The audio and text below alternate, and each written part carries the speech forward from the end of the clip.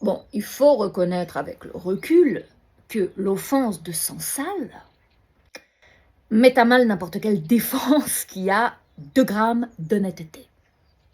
Et je plains ceux qui vont devoir le juger ou le déjuger, et je préfère encore le laisser se défendre. Sans sale, Boilem, porte-drapeau, je ne sais quel pays. Pourquoi vous nous avez trahis? Eh bien, j'ai été victime. J'ai été victime, comme de Chavannes, d'une mise en abîme. J'ai embrassé une Marocaine qui avait consommé de l'héroïne. Et là, ça m'a retourné la tête. Alors, l'effet, il a été stupéfiant. Tout à coup, je vois l'Algérie, toute petite, minuscule. Et puis le Maroc, immense. Et tout ça sur un lit que la France a bien voulu nous prêter. Et là, pulsion irrésistible. Je jette le Coran et je me jette sur la Bible. Les juges vont rire. Ils vont même mourir de rire. Ce qui n'empêchera pas le futur Nobel de poursuivre son plaidoyer en disant, comme dirait Platon, nul n'est méchant volontairement.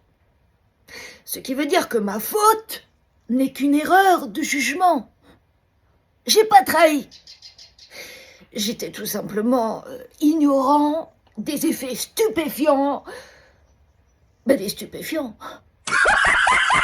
Pour l'impressionner, les juges vont sortir la tronçonneuse que l'Algérie a empruntée non pas à Musk mais à Poutine pour trancher la tête de toutes les vermines en lui disant: vous nous citez Platon pour vous disculper, mais pour vous inculper, nous allons vous citer Descartes, qui ne considère pas lui que la faute n'est qu'une erreur, mais que l'erreur est une faute.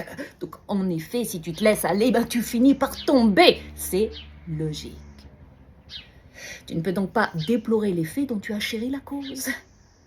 L'Algérie n'est pas platonicienne, l'Algérie est cartésienne. T'as pas été méchant accidentellement, mais volontairement. Tu n'as donc aucune excuse et tu dois payer. Et tu n'aurais pas dû faire du bouche à bouche à une traînée. La séance est levée.